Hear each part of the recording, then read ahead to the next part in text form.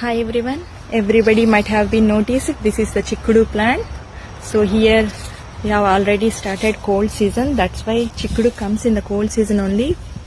Especially I have seen chikkudu only from this month onwards. So I'm happy to see chikkudu this time. I have two colors this time. One is green color and one is purple color. So this is the green color and it will have white color flowers. So like this, and it form green color chikkudu. So other one very beautiful one is the purple chikkudu andi.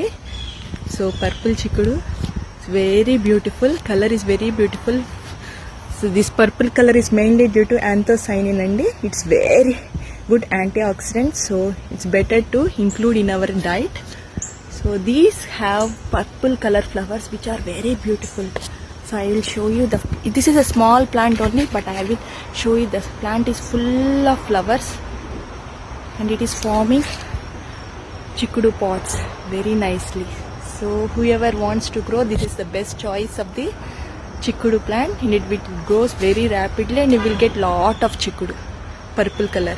So both are beautiful.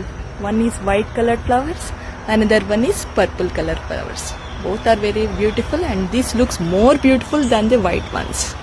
So even the chikkudu also, it looks like very beautiful.